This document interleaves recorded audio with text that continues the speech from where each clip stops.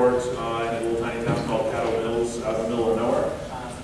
As mentioned, I went to Iowa State University. My very first exposure to SEDS was actually attending the SpaceVision 2005 at a small college called University of Illinois Urbana, Champaign, which was great. We actually were just an independent group at that point, and we went back and decided to be a SEDS chapter. And so where's the Iowa State people? There's some Iowa State in the back, of course. But it's really great to see you all here today. That's a really great turnout for a Friday. I was expecting just like, the 5 people who felt like skipping their classes, but I'm glad that everybody decided to come out for the whole conference. That's great. So I'm going to talk about a bit about Armadillo Aerospace, what we do there, if you haven't heard of us. Actually, how many of you have heard of Armadillo Aerospace already? A good number, so I won't be boring you then. And then about how to get hired at New Space, which is based on my experience at SEDS Space Systems. I was one of the people hiring all of the interns, and I would generally find myself in competition with SpaceX and some of the other companies, so I think I have a reasonable idea of what companies are looking for in New Space. So Armadillo Aerospace. We build reusable suborbital rockets. The objective is to do basically suborbital science and working towards flying suborbital space flight for passenger service, i.e. space tourism, space diving, all of those basic bits of things. So just out of curiosity, how many of you would take a 100-kilometer flight if you had the money for it? Oh, good. There's a market. Yay! We build mods, which are all of our rockets right now are based primarily on liquid oxygen and alcohol. The company is about 10 years old, started as an amateur group before doing high-power rockets and then wanted to higher power rockets. Started out doing peroxide monopropellant stuff, got into peroxide mixed monopropellant where you have a fuel and an oxidizer mixed together, got into peroxide bipropellant, switched over to liquid oxygen as everybody does because it's awesome. And then we've been doing stuff with that. I actually joined them in June. I'm the first person that they hired from out of the original port group, which I think is pretty cool. As mentioned, we do mods, which are these 2 tanks on top of each other. You might have seen flying for the Lunar Lander Challenge quads, which in the past, which is 4 tanks in a square range with a big central engine. The tube rocket, which is the first time anybody's seen it from outside of the company, so don't worry about it. It's about 15 inches in diameter. It's just 2 fuel tanks, the same engine, the same electronics and everything. It has fins, those are not shown there. And we're with that going to be doing hopefully our first actual full space shot this fall. So it's just basically the same vehicle in a slim form. Most of the other vehicles we do vertical takeoff, vertical landing. This one will just go up and come down with a parachute, basically just like a really big high-power rocket. So we also we build the rocket planes for Rocket Racing League, if you guys have heard of them. We actually recently, or they run their own rocket testing, but they do it at our airport, and they recently just completed 1,000 firing tests on one of the planes, which represents about 40,000 pounds of propellant. And I believe it's probably the most time a rocket has ever been fired on a rocket plane, so that's pretty cool. We're also working with NASA on their Project Morpheus, which used to be Project M, which is this idea to take a humanoid robot and land it, soft land it on the moon, and then launch it. It's pretty much Holistic stuff, but they pay us money, so. I hate you raise it like that. So here's our promotional video from the Space Access Society conference this year, which is another conference that you should go to. It's in Phoenix. I believe it's on April 7th through 9th next year. It's where all the companies like ours go to stalk each other and try to steal secrets. But I guess there's not a lot of audio. But. So that is a mod, as I mentioned. 2 tanks, liquid oxygen and alcohol. Put in there the liquid ferries and lights. And rocketing through the final year of the 21st century's first decade, the Armadillo Aerospace team found itself busier than ever. When we last visited our intrepid team, they were testing the LOX methane engine in the high-altitude chamber at the White Sands test facility. The engine was tested up to a simulated altitude of 120,000 feet, coming through with flying colors. That is, I mean, this engine is this big. It's a really awesome engine. Continuing to work with NASA, Armadillo adapted one of the mods to fly on LOX methane and flew several free flights, including the first flight ever under the FAA's new Class 3 waiver.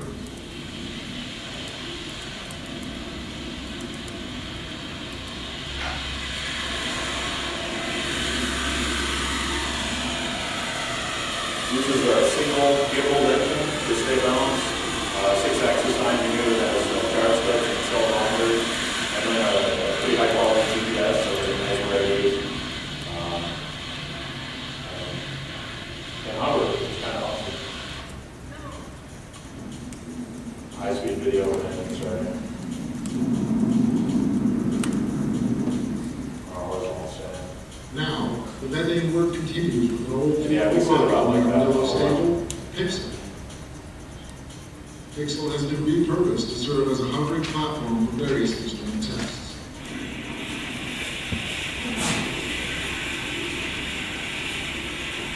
We sold this vehicle to NASA, and we fly it. Meanwhile, the team It's a continues really its good work in relationship. providing propulsion systems to the rocket racing league. This year marked the first time Armadillo has handed off complete operations of their rocket systems to another party, and it has all gone very well.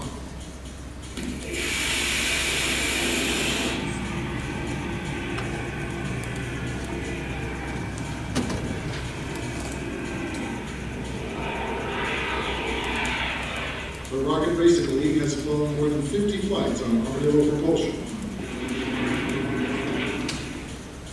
After winning Level 1 of the Lunar Lander Challenge the previous year, Armadillo was eager to claim Level 2 in 2009.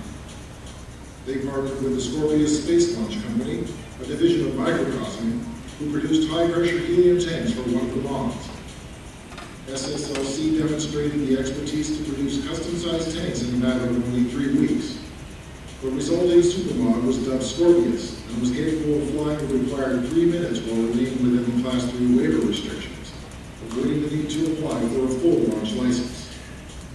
In September, they flew Scorpius at their home base in Catamills, Texas, successfully completing the Level 2 required flights.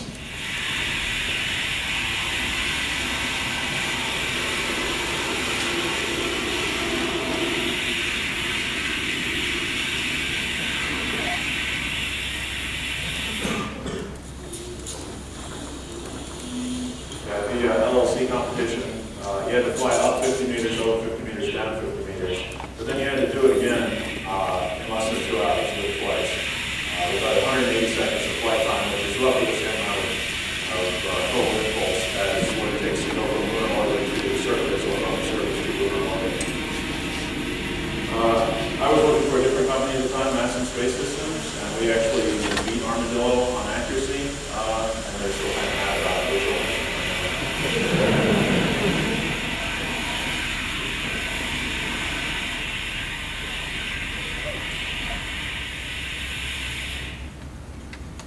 Yeah!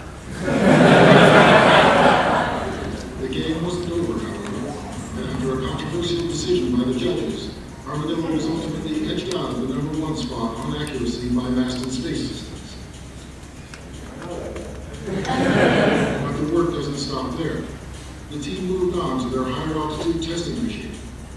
In preparation of flying the rocket to ever higher altitudes, they exercised the mod's control systems by testing its recovery from impulses it might see through aerodynamic forces. Rocket tug of war.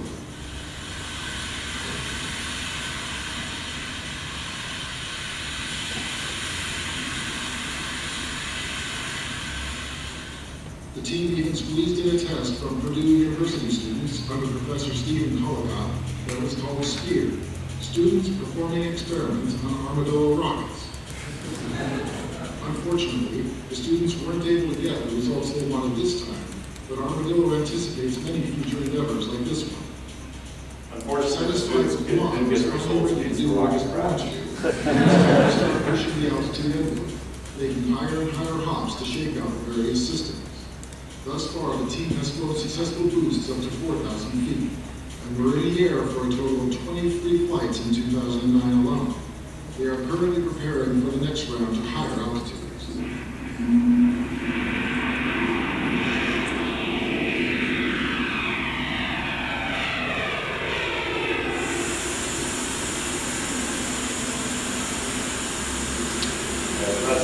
happy with the way it works.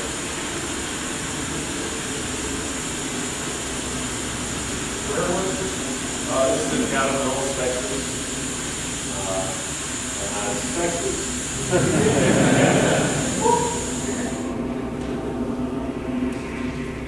Yeah, if you happen to be within road trip distance, I'm welcome to give tours to groups. I know there's some OU people here.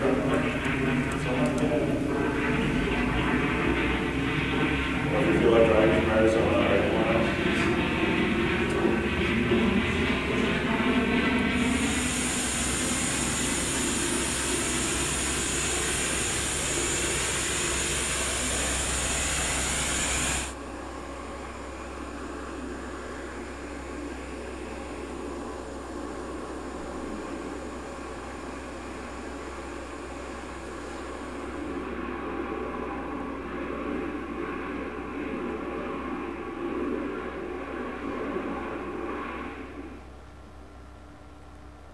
The coming year will see the team continue to... That would be Pixel that I mentioned previously. Pixel as the little workhorse we all know it to be. They'll also continue supporting the Rocket Racing League's propulsion systems as rocket planes and tractors. Flights in front of air show crowds. And of course, Armadillo Aerospace is eager to do what they set out to do in the first place. Beat gravity into submission, push ever higher and faster, and ultimately achieve that coveted destination, space.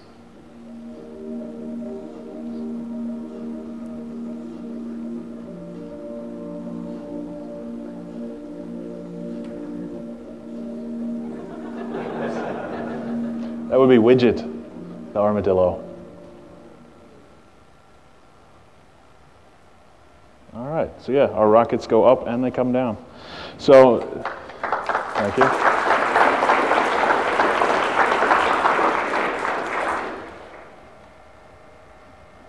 And now I've broken it.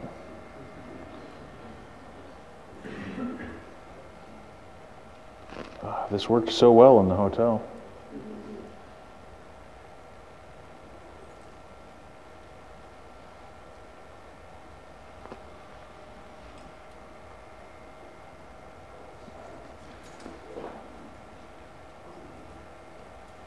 Good thing Mac programs never crash.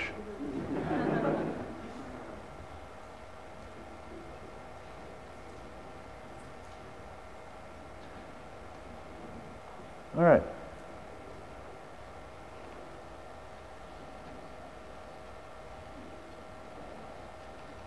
All right. So as mentioned, this is one of Neil's high power rockets. Like I said, a lot of them started doing high power stuff. These are the tubes for the tube rocket. I think the first one is named Stig after the British car show. Nose cone plug that we'll be making nose cones off of. So this I took on Wednesday, so you can see it's still very much in progress. But so there's what the shop looked like as of Wednesday. This is a mod that we're putting together right now. This is a 48-inch tank for NASA that we're actually going to fill with liquid nitrogen and then explode because we want to find out what pressure will burst at. This is our horizontal test stand with a 4,000-pound LOX ethanol engine on it that we just tested for the first time. Another 48-inch tank there. On the left is their RR2 vehicle, a 48-inch quad basically, designed by NASA, and then we put the tanks together. They built the frame and whatnot. So there's a better view of it. It'll have 4 tanks on each side, and 2 for liquid methane offset and 2 for liquid oxygen, and is kind of a demonstration of roughly the size of the one that they would actually want to land on the moon if they actually get the funding and everything to do that project. So that is Armadillo Aerospace, and then I'm going to kind of get into, like I mentioned, how to get hired in New Space, and I figured I should start with, explaining what New Space is if you've never heard of it. So it's also known as Alt Space. It was originally called that, and then people started talking about these new space companies, and then it became New Space. So a lot of it is, you can define it many ways. Some people would be offended by some of the rankings that I put in there, but like you can define it in terms of contracts. Like New Space people want to do fixed price contracts, which is like for $100 we will build you a rocket, whereas traditional space, they do what's called a cost plus contract, which, like, imagine someone said to you, here, do my homework for you, I will pay you as much as it costs you to do. There's no motivation for you to do it quickly or efficiently, which we find kind of offensive, and also don't do people's homework. But so on that side are companies you've heard before, like Pratt and Whitney, Ball Aerospace, Northrop Grumman, Launch Alliance, Boeing, so on and so forth. Really, I mean, they're definitely good companies. They're great to work for, but they have an approach that's been, that's been codified over time. And being fairly large companies, they're not particularly nimble. And then like a closer contrast would be SpaceX versus Orbital. They're both COTS, working on this COTS thing to resupply the International Space Station. SpaceX, kind of came out of nowhere, built a rocket, and are doing things for a lower price. Orbital, higher price. They have a history of using, surplus ICBM rockets, and are a lot more in the sort of the governmental course. So SEDS is in between, but I put it in the new space category. Space Frontier Foundation is, of course, wildly new space, like they are new space. They call their conference new space. You should go to that one too, it's fun. Space Access Society, I previously mentioned. National Space Society, more on the traditional space side, but they, there's a mix there.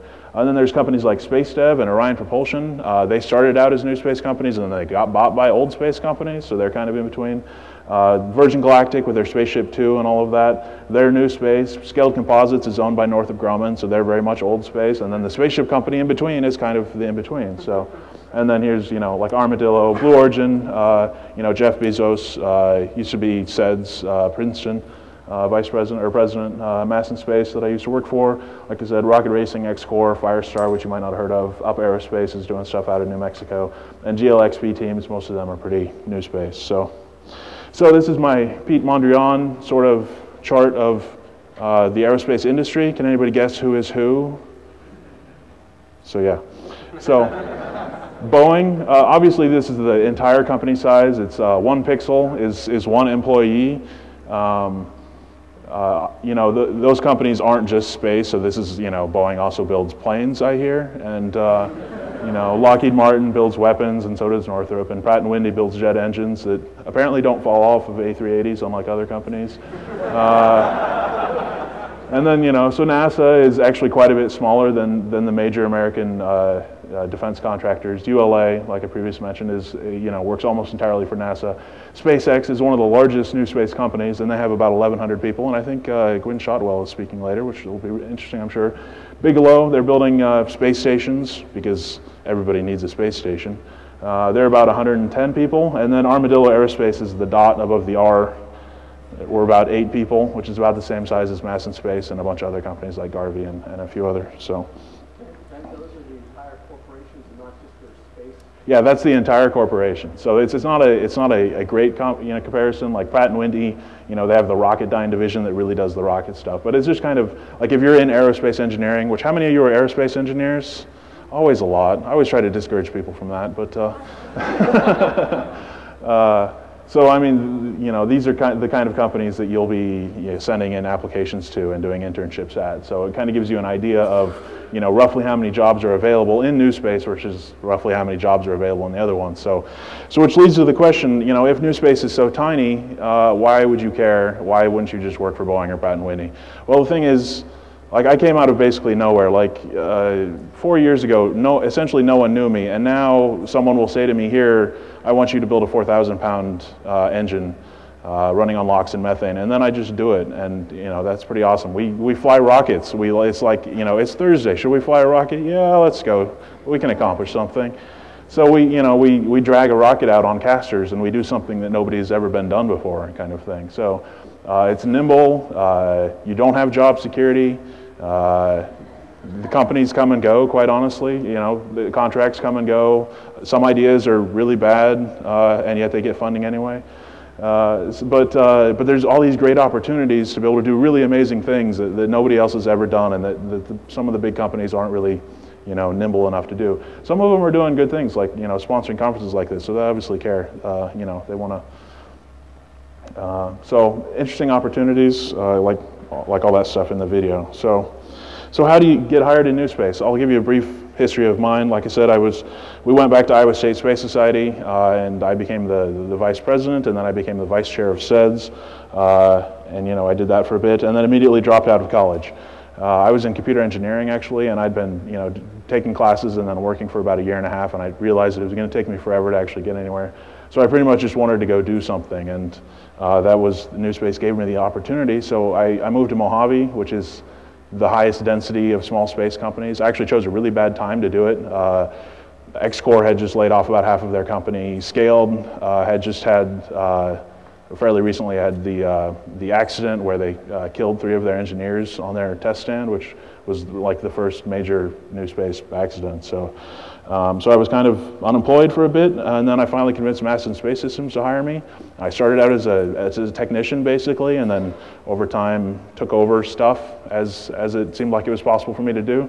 Ended up doing project management, some of the engineering stuff. I ran the test program, like I would be the one who was, reading off the checklists and running everything. Like for the Lunar Lander Challenge, when we won, I was there, working on the rocket and yelling at people and screaming when necessary. And the CEO was actually manning the roadblock, so that was pretty funny.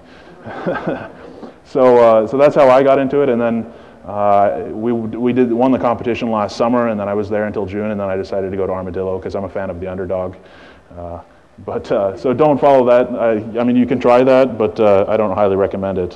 What you should do instead, finish your degrees and do stuff, which seems like a really basic lesson, but it makes all of the difference. Like I will get 100 resumes, and the difference between I will look at them again and interview them and I won't is whether or not they've actually done stuff. So, like if you're into rocket propulsion, if that's what you want to do, own a copy of Sutton's Rocket Propulsion Elements and Hoozle and Wang, read through them all the way, and then build a rocket engine. You can build an engine about this big that runs on like propane and air. It'd be very safe. You'll still get the same lessons of C-star and nozzle coefficient and cooling and heat sink versus actively cooled, water cooled, whatever you want to do. You can take this stuff as far as you want. If you're interested in guidance, navigation, and control, you can buy a quad rotor, which is absolutely functionally identical to a 4-engine VTVL rocket. I actually just bought one last week and I've been playing with it. You can buy this AR drone now for $300 off of Amazon, and you drive it with your iPhone. But it also has an API, so you can reprogram it. You can make it follow you around or fight other ones. It's really a lot of fun. Do hands-on problem solving. Your coursework is good, and you need to obviously pay attention to it. But you need to do hands-on problem solving. It's actually been shown that people who don't work with their hands are actually worse problem solvers, and that's all engineering is solving problems and figuring out trade-offs. So if you aren't a problem solver, you just won't be that useful to these companies. You have to participate. Like if you're in your SEDS chapter, which I'm guessing a lot of you are in your SEDS chapter, then you should be running something in your SEDS chapter. I mean, rocket competition, or build a telescope, or if you're the public relations chair, then you should get your group in the newspaper every month, and try to make national news if you can. It's key to use your tools outside of class. I would get a resume and it would say that they'd done MATLAB and Simulink and LabVIEW and CFD and FEA, and I'll immediately ask, what did you do with this? And they will say, I did classwork, which is obviously the reason that you learned it in the first place was to do the classwork, but apply it to your project, whatever it is that you're doing. Do your GNC experiments in MATLAB and have something that extends beyond your classwork. If you're doing the rocket propulsion stuff, just the key is always to do, more than you're expected. That will get you a long ways in life. So if none of that stuff is appealing, I don't know what you all are interested in, but like there's Make Magazine, they have really interesting projects. Get your own project in Make Magazine, or just do Make Magazine projects and improve on them and put them online. And HD cameras, or this cost me $80 and shoots absolutely fantastic video, so you can document everything you do and post it online. And maybe you only get 100 views on YouTube, but maybe one of them is the recruiter that is looking to hire you from one of these companies or from one of the big companies. So a good example of this is University of Southern California's Rocket Propulsion Lab, which I don't think is a SEDS chapter, but it's just a group of guys who are really interested in rockets. So they're building really big solid rockets. They just built one that did like something like Mach 3 at close to sea level. and it crashed, but it flew really successfully. So propulsion people, they're usually focused on the up, so the down, 50-50 shot. But if nothing else, like do a high altitude balloon. There's a lot of colleges have balloon projects, or do your own. You can fly a cell phone, record video from near space. It's pretty easy, and it makes for great. You get black sky. You get, you can see the thin blue line of the atmosphere in, your college or whatever. Or build a submarine. A submarine is functionally identical to a space station, except that the pressure is in instead of out. So really, whatever it is that you are interested in, whatever it is that you want to work in, there is some way to apply that as a project. So find it and take it on, and just kind of be impressive about it. The reason why you want to do that is because it's a very small industry, so you really have to stand out. So. Number 2 is know your stuff. If you put something on your resume, you need to know it. Putting things on your resume like you think, oh, well, I sat in on 3 of these classes, so I should put that on there. It's always a bad idea, because they will ask, and like answering a question poorly because you don't know something that you put on your resume, it looks way worse than not having it on your resume in the first place. So know your stuff.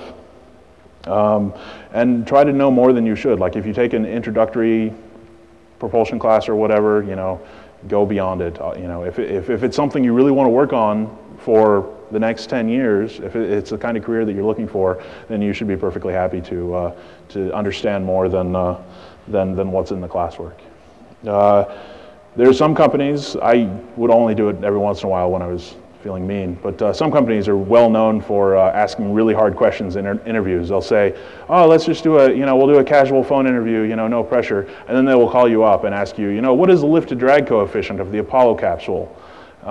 Which not a lot of people would know off of the top of your head. To some degree, it's do you know it off of the top of your head, and then the other is, do you know what a lift to drag coefficient is and why a capsule would have one? So if you can, figure out, just sitting there, that, well, it comes in ballistic and it has this shape, so it probably has some coast to it, and I don't know. Anybody know what the lift to drag coefficient of an Apollo capsule is? It's probably like 4, but that is a question that I know Blue Origin asked somebody in the past. So, knowing way more than you ought to is never ever a bad thing. So be 1 in a million, which seems like a lot. People will try to think that exceptional is, being the top 1%, but it's not. If you are 1 in a million, it means that there are 311 people exactly like you in the United States and 6,880 people exactly like you in the world that are all competing with you for the same job. So try to be 1 in a million. If you can be 1 in a billion, it's much better. But I know it sounds crazy, but if you're 1 in a billion, that still means that there's 7 people total in the world that are like you, which, that's a lot of people. It's a big planet, so you have to excel. And I'm talking about this from the perspective of New Space that has fairly stringent hiring, but all of this stuff will help you, instead of being an entry level, if you decide to go to Boeing or Lockheed or wherever, it'll, get you higher and really impress people. So it's applicable for really any kind of job you're doing. So, number 4, do stuff. I covered that one already, but it's important, so I'm throwing that back in there. Represent yourself well. I'm kind of a big deal, but in the end, you're the only one who will, represent your case. No one is going to be out there really advocating for you for the most part. So, you write a resume and then get help with your resume, because it could probably be improved. I've hired people with really, really bad resumes before, but it helps so much better if it's not, because it shows, not only are you putting into it content, but you're also showing that you can write a coherent paper, which a resume is, that you can summarize, a complex life. I mean, you're roughly 20 years old and you cram that into a single sheet of paper. So write do a good cover letter too. About half of them would have cover letters, and sometimes if the resume isn't that good, the cover letter can actually, tip them towards. So you want to write it specific to the company that you're applying to, and this applies for any job that you're applying for. I've never heard anyone who says, I don't want cover letters. The worst thing they'll do if they have a very strict system is that they'll throw it out, but at least it was in there, and maybe they'll read it and go, this guy is awesome, or this girl is awesome. So. Customizing your resumes is a good idea. Rewriting your resume for whatever company or job it is that you're doing. You know, if you're applying for wildly different jobs, then you don't want to use one resume for it, kind of thing. One key is that if you customize your resume to the company, remember to change the company before you send it to someone else. Companies like to find other companies' names on resumes about as much as your girlfriend or boyfriend likes to be called someone else's name. So don't do that. That happens every year, and we make fun of them. So.